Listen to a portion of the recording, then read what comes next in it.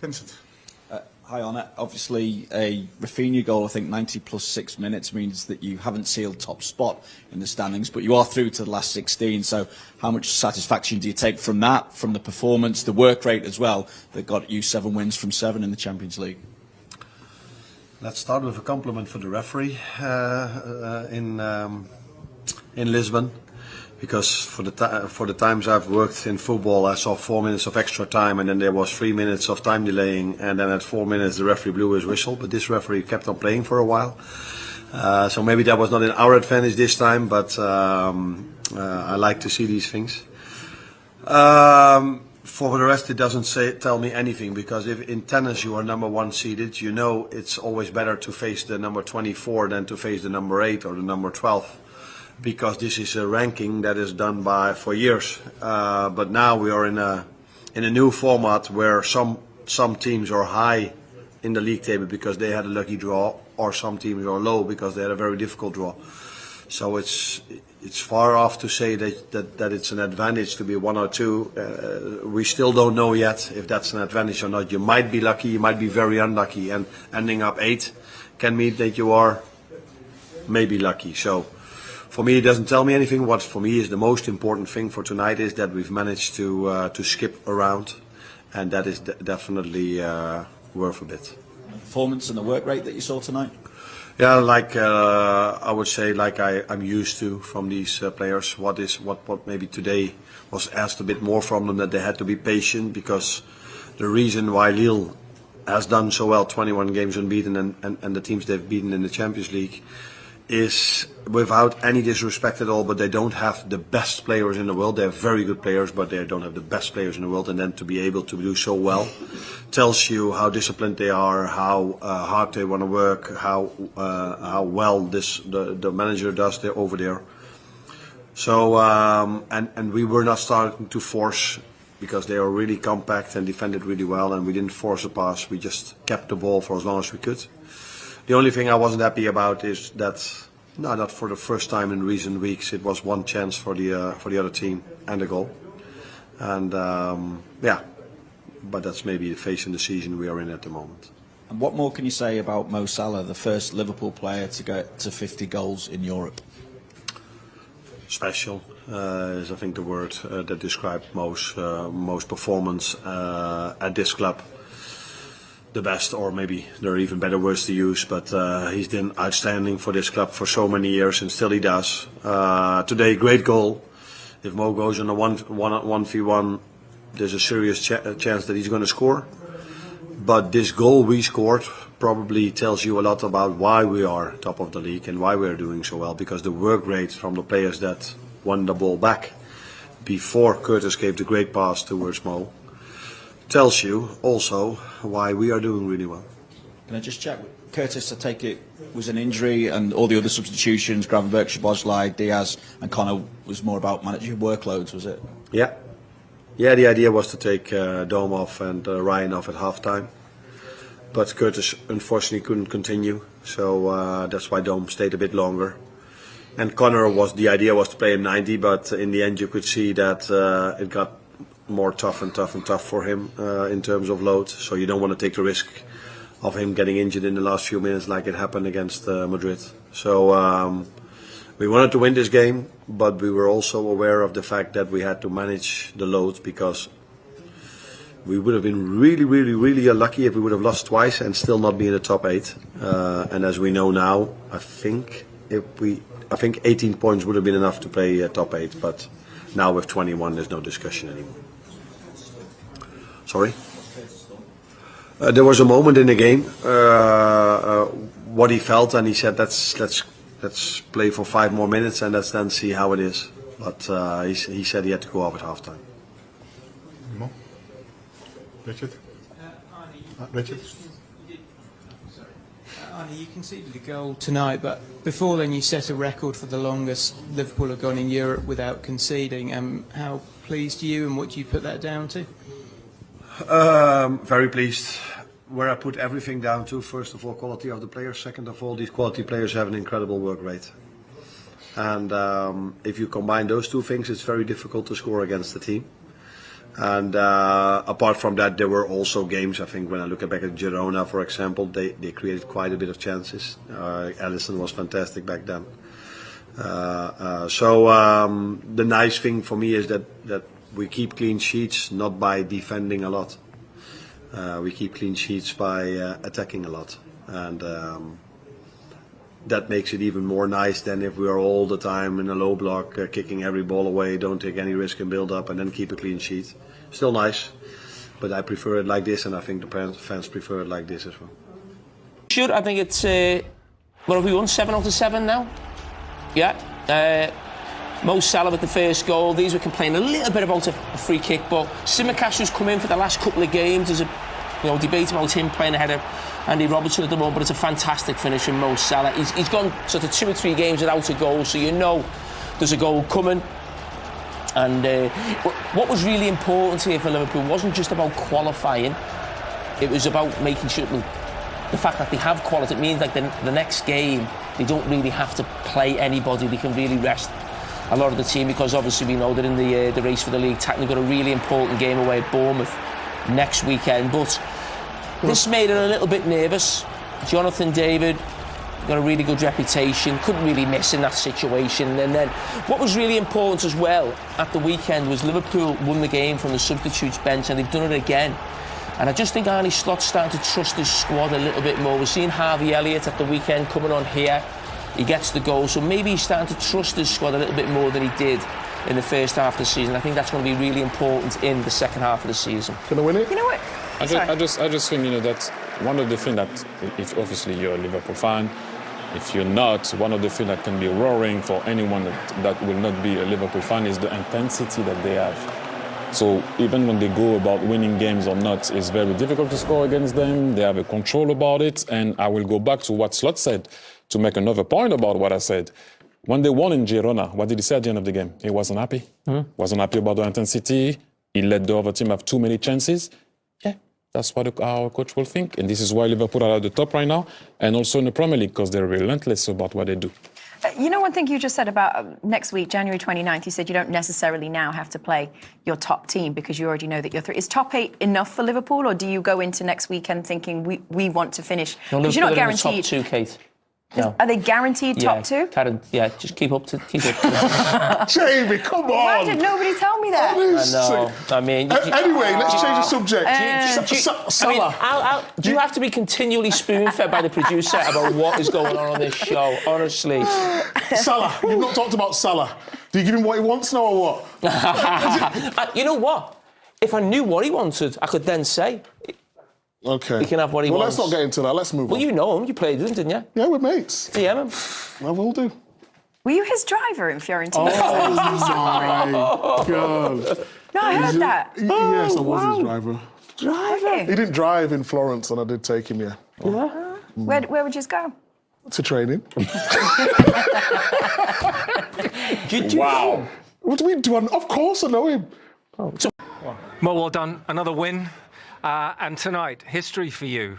First Liverpool player to 50 goals in Europe. Hopefully not the last one, but something I'm very happy and proud about it, and also especially because we won the game, so that's the most important thing. Were you aware of that particular record, the 50? I'm not sure. You've broken so many. No, I wasn't focused about it before the game, to be fair. What were you needed? What did you need to do in that first half in particular? Because Lille made it difficult, didn't they, with their defensive press for the first sort of half an hour or so? It's also attacking, to be fair. They have a really good game plan. I think they were unbeaten for 21 games, so it's a quite tough team. And they showed that also first half and second half. So I will give them credit, but I'm glad that we managed to win the game. For your goal, you went direct, didn't you? It seemed as though that was the best way to beat that press. Yeah. We get the ball. I think we recovered the ball from them, and Curtis have buzzed the ball very well finally. And I managed to score. Did you switch off a little bit when Lille went to 10 men? Yeah, I think so. Not switched off, but I think they went for counter-attack there, and they managed to score. It's a little bit disappointed about it because also the clean sheet is very important for us and for our defensive line. So, I think the manager will speak about it. So, let's see. And Harvey Elliott with the winner, his first goal in the Champions League in 3 years. A big moment for him. Yeah, especially because he was injured in the beginning of the season and came back. It's quite tough also with the guys in the midfield, but I'm happy for him. I'm always there to help him, and he's a great lad and always try to give his best. When he come like sometime 5 minutes, sometime today he had 45 minutes. He was great, so I'm happy for him. You need that strength in depth, don't you? That competition for places. It's a real strength. Yeah, definitely. I think when you win, when you want to win a big tournament, you have to have a big squad. So we have a good one at the moment. So hopefully we carry on like that. The first winners of the Champions League phase, you are. You don't get a trophy for that. But how does this squad compare to the team that won the Champions League that you played in 6 years ago now? It's a different manager and different players. Yeah, we have like 3, 4, 5, 6 left from that squad. But I think we have a good talented players working very hard. The manager also have a good idea. So we just give it a try and we'll see. 50 goals in the Champions League for Liverpool. Can you hang around long enough for another 50? I'm not sure about that, but I will give it my best. Player of the match again. Thank you. Bit of history, Mo. Well done. Thank you very much. Thank you. Obligatory contract question at the end there, Couch in kind terms. You liked the second last question there. What was that about? Comparing the great Liverpool teams. Yeah, exactly. That front three for me now, Salah and Mane, of course, you know, Henderson, Wijnaldum, Fabinho at their very best. I give that team the edge, to be honest with you, over this present Liverpool team. Wait and see if they do the quadruple. You were giving them the quadruple earlier on.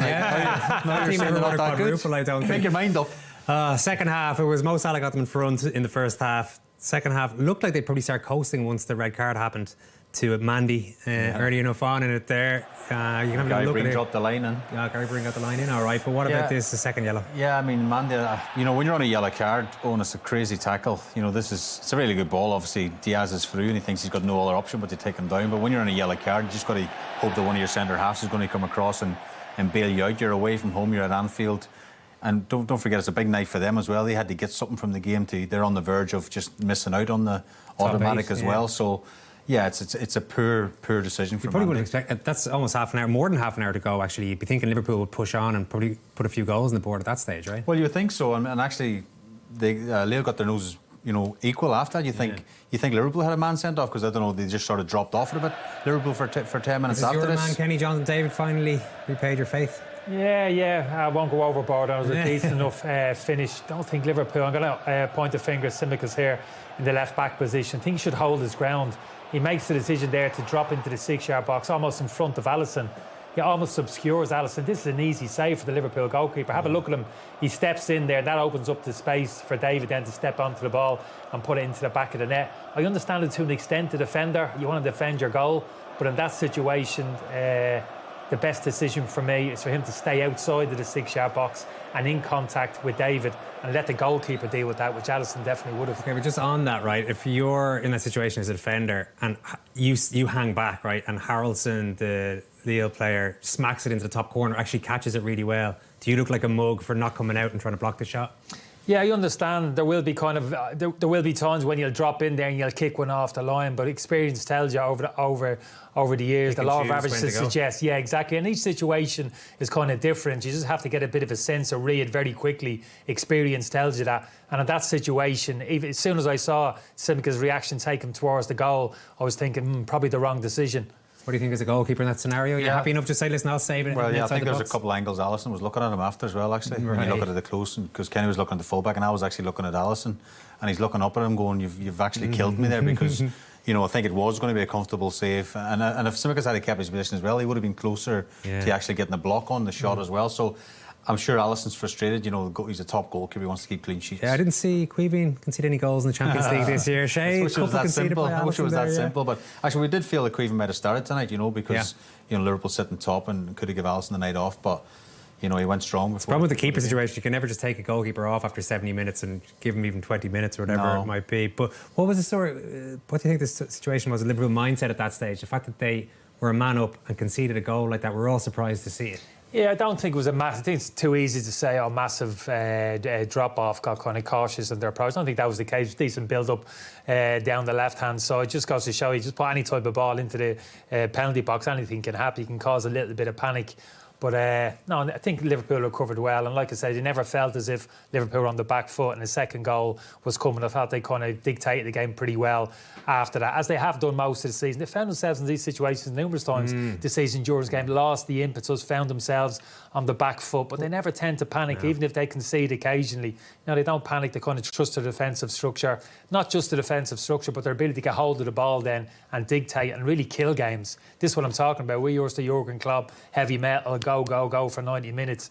Got to roll, but this is different. This is a different animal now. This it's been said all along, we'll have to see how they handle adversity, but maybe we've seen it over the last few weeks. They've been in a few sticky situations. They haven't always got the wins, but they haven't been getting beaten either. They got the win against Brentford at the weekend. Yeah. Are we actually seeing the bit of adversity that they're going to face and that they can handle it? Yeah, I didn't buy into the argument that they're having a wobble even up until the game. We spoke about it kind of Saturday. The wobble still to come, is that what you're saying? Yeah, I don't think necessarily it will come. I've got a lot of confidence in this team. They're in a great position. That's what I'm talking up in terms of. Normally there's a bit of a, there's a wobble. Even Man City, the great teams that won the Premier League 4, they've had a dip. They've had a part of the season. Like, it'd be interesting to see, all I'm saying is it'll be interesting to see if that happens and how they react and how they respond. We are but they late January at this stage is the only thing. Yeah, I know. But they dip during games in terms of, like, there is drop off in terms. They're always on the front. They drop off. They give the team a ball to the opposition. You can say, well, they're looking a bit out of sorts, but they keep their concentration. They don't panic. They stay in games, and invariably they find those kind of moments or periods during games where they just take the game away from opposition teams. And it's been the substitutes in recent weeks that have done the business. Everybody that Arne Slot puts on the pitch seems to make an impact. It was Harvey Elliott today. Yeah, I mean, Harvey was brilliant. Again, he done great at the weekend against Brentford. We spoke about it after the game. He was involved in 2 of the goals of the weekend as well. But again, if any young kid's watching him, he's driving to get into the box. He's never stand still. He's always busy. As Kenny said before, he's a clever player. He finds space in areas that, just little simple passes and stuff. In the pockets, he picks up. See that one touch? He's got a vision in his head before the ball even comes to him where the ball's going to end up. And if Darwin just lifts that over the keeper, it's another goal. So again, not happy just pass, but pass and move. What's the next pass? That's where the red card comes from a brilliant forward pass from Harvey Elliott. And again, he gets his rewards with his goal again, but keeps the ball moving. I know Kenny says he's not the quickest, he's not the sharpest over the ground, but he's sharp in the head, and he's quick in making decision making. You just see him here on the left hand side of the picture, keeps out of the way. Yeah, he gets a bit of luck. There's a deflection off Macau on the way through, I think, but he keeps it down. He gets his knee over the ball and a really good connection, and it does get a bit of luck. But I was really impressed with him actually when he came on tonight. He's always positive. He's always looking to play forward. Never takes the easy option too often, that sideways or backwards pass, which we see a lot of now in modern football. Always looking forward, always looking to take an element of risk with his passing, but invariably it pays off. Don't know what he's alluding to there in terms of the talk, and it seems like every second celebration these days I see is people saying that they're being talked about. Kenny's talking too much about him. It could be. Kenny's often talking too much. Generally. I'm always asking the questions, yeah. But obviously everyone's talking about the big 3 who are out of contract. There are other players. He's one of them who, as Rob says, has been linked with a move away. I've heard Brighton mentioned, Borussia Dortmund as well. Would you, if you're Harvey Elliott, be looking to move out of Liverpool at the moment? I wouldn't. Reading between the lines, it looks as if he doesn't want to. He's totally committed to the football club. He's ambitious to kind of prove himself and forge a career at Liverpool Football Club. So that's great to hear. And from Liverpool's point of view, I think you want to keep him as well. Like I said, I'm not sure he's a guaranteed starter week in, week out for the next kind of 2 to 4 years. But for me, he's absolutely invaluable. The cameo that we saw this evening and what we've seen from him previously, his versatility in terms of positions that he can play around the pitch, and looks a good skin as well in terms of personality to have around the dressing room. So he's ticking a lot of boxes there in terms of getting a new contract. I think he'll be one to sign a new contract pretty quickly. That's one you need as well, isn't it? That sort of player who can slot in like that and bring you something off the bench. Versatile, and I think Mo Salah mentioned him as well. I think he's key to learn off the likes of Mo Salah and the more experienced players at the club. I mean, you talk about players leaving Liverpool. I don't think any player wants to leave Liverpool right now. I really don't. Trent?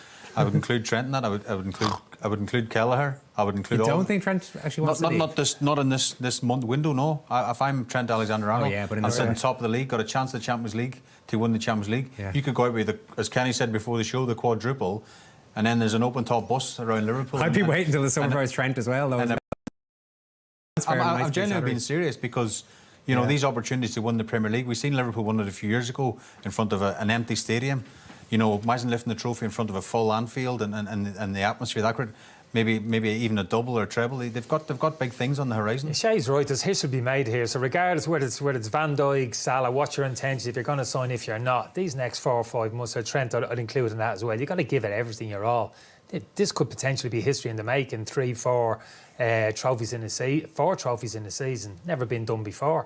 You've got a chance to be perfect. That's actually obtainable. You know, it's within reach.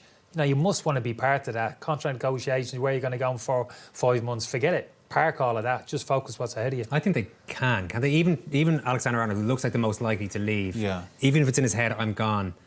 He can surely focus for the next 6 months regardless. I know there could be issues if the crowd know that he's leaving, and maybe there might be a bit of hostility, but that aside, he should have the professionalism. The only to thing get about this done. Trent, because he's a human being, people forget like he's a footballer and he wants to leave Liverpool, and they get all hyped up. He should be a Liverpool lad. He should stay there forever, be committed and loyal to the football club. But he's a human being as well, and for whatever reason, in my head, I think he wants to leave. And he's talked a few months ago about getting the Ballon d'Or, and probably in his head he thinks, I can only get that. No, that's Kenny. He was really assisted in both for them. Every time I see him play, a lot of times, to be fair to him, is off the bench, but he always seems to come on when he prove a point. Watching him, he always seems to be moving. And he's always looking for a bit of space. He's always checking his shoulders. He's always trying to find the pockets. And for me, he was probably one of the best players tonight for Liverpool. I think it suits him, this style of play under Arne Slot. Slower pace, tempo, more technical build-up, patient build-up. That kind of suits him. Yeah. He's not the greatest athlete, he's not the quickest over the ground, but he's smart. He can play in the half-turn, and he can play in those little pockets, 1-2 touch. He can find an incisive pass. So the way I think Slot's setting up the team this year, like we're saying, slower pace, more possession, more kind of technical in terms of their build-up. I think he's one who's going to revel in that. He's also, obviously, he missed a chunk of the season because he broke his foot very early on in the season. So that's always tough as a new manager. You're trying to impress them. He didn't get that chance, really. So it's been a slow burn for him to try to get back into the starting lineup. He's been making these cameos, but he's been making them count, which I guess is the key thing. Yeah, he is. He's got to back himself, of course, to break into that starting 11. I think it's going to be difficult and everybody is fit, but he's versatile as well. At a push, you could play him off the flanks as he has done previously under Klopp. But I think he's more suited to more of a kind of central position because he's very smart, like I said, really kind of clever operator. He kind of backs himself, not overawed by the occasion. I think he feels comfortable in this England team, Liverpool setup. And I do think there's a future for him, not necessarily as a starter, week in, week out, but certainly making an impact and being an invaluable squad member. So any criticisms of Liverpool tonight, conceding a goal, for example, it's nitpicking really, is it? And the fact that they didn't get out of second or third gear, it's just this is how well they're going at the moment, that they just win their 7th in a row in the Champions League, and it just feels like, it was against 10 men, so it's a job they had to get done. Yeah, I mean, I suppose, we could nitpick and say Mo Salah at times was frustrating because we know he's such a quality player, and his final ball or his final decision making around the box could have been better as well, perhaps. But he popped up with that brilliant finish in the first half as well. So there's little things you'd want to improve on again. But I think Arne Slot will look at the game and think, we've got through it unscathed. We've got 3 points. We're sitting top of the league. Let's get the roll in the next game. Premier League's coming at the weekend. Yeah, you're absolutely. I still struggle with it. This tweak in terms of how Liverpool, their style of play. I was such a fan of Klopp and how he set the team up and how they played, that kind of high intensity, getting the ball back to front, dynamic, But do you think now the reason they're sitting top of the Champions League and sitting top of the Premier League is they've got more control and the likes of Salah? Fair argument. Do you know what I mean? So where does it sit? And I don't think this team can play the way that your Klopp asked his players to play in terms of that, the athletes that he had, how quickly they could cover the ground. They're really kind of physical specimen for athletes. Henderson, Wijnaldum, those type of players at their peaks, kind of running machines. This is a different squad which he's inherited. And again, you've got to give Slot credit. He's having a look at it thinking, could have played a slightly different way, could have played to the strengths of these players. Harvey Elliott, McAllister and kind of centre midfield. Technical players, got to play a slightly different type of way, which best suits them. And that's what he's doing. He's getting the best out of them. And you're right. They're playing in third gear. It's not hell for leather stuff for 90 minutes. They're conserving their energy. You spoke with Van Dijk. You could say that for a lot of the players, just moving the ball, keeping the ball, saving themselves for what's coming tail end of the season. Well, one thing that's helped them quite a lot in recent weeks has been the impact of their substitutes. It happened at the weekend with Darwin Núñez. It's happened again with Harvey Elliott. It did his job. Alex, very well done. How pleased with the efforts tonight? Yeah, really happy because it was an important game for us to secure the pass to the next round. And we play against a really good team that came here try to do the things that they know. So it was a difficult game, but at the end, the most important thing is that we got the result. Yeah, they've had some big results in this competition this season, beating both the teams from Madrid. What does it say about the fact that you were relatively untroubled by them tonight? You were pretty in control of the game for much of it. Yeah, as I said, I think they're a really good team. If you see and watch the way they play football, is really nice. It reminds me to Roberto De Servi, one of the coaches that I had, and I share really good memories because of the way they play football. They build up from the back. They try to play the third man, the triangles. Really good. So congratulations to them, because that's not easy to. It's not easy to come to Anfield and do that. So even when they play with 10 men, I think. We struggle a little bit to press, but that's credit to them. We run a lot, we work really hard, and that's why we got the results. Consistently this season we are seeing guys come off the bench and play a role in getting the results. What is it that enables the group to do that, do you think? I think it's the desire and the fire to fight for trophies this year. Of course, it's never easy to be on the bench, but the coach tries to make clear that everyone is really important for the team, and everyone has to contribute, even from the bench. So I really like because as a team, if you wanna compete for trophies, you need players who come off the bench and do the things that we are doing. So really happy for that, and everyone can see that we have a really good team. Just finally, that's through to the last 16 with a game to spare. How do you approach the final game in Eindhoven next week? Do the players care about finishing top of the group now, given that given that you're already through, or is that irrelevant? No, of course, every game is important for us. Every game is a possibility to show that we wanna be in the team, we wanna win trophies. So for sure we are gonna think about Ipswich now, but after we have a really difficult game against PSV. So we will give our best to win that game as well. Well done tonight. Thank you. They don't seem to have the same injury crisis to some extent. Goes to show that what they're doing behind the scenes, how the coach is managing his players, doing really well.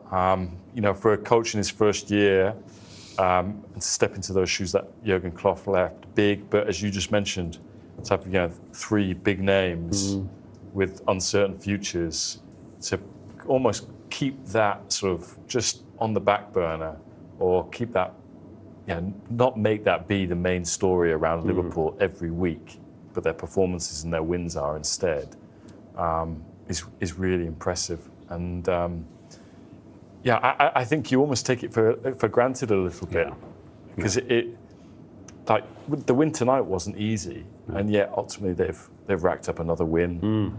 They set the tone right from match day 1 in the Champions League when they went away to AC Milan and beat them at San Siro, and it's been just seamless, so smooth. James, there's rumours that maybe 2 out of the 3 have signed, but the club are keeping it quiet. Have you heard anything along that, or do you think that's possible?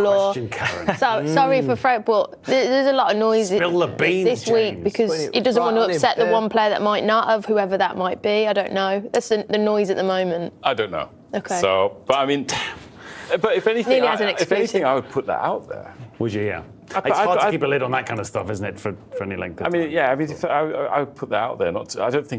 I think the 3 of those players, the way they've actually performed throughout this period. I mean, Salah's probably the only one who's had criticism in terms of coming out and being public, saying, this is my last year at Liverpool, whatever. It hasn't affected his performances. No. Just incredible. Sort of professionalism.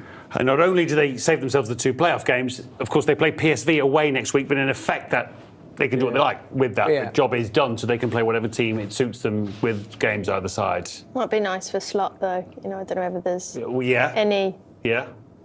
Don't know. Just throwing a storyline Back in for Holland, you. Yeah, maybe. Don't know. Yeah, they got their important winners. We'll see later tonight at Red Star. Right, no doubt for all that everybody wants their team to do well.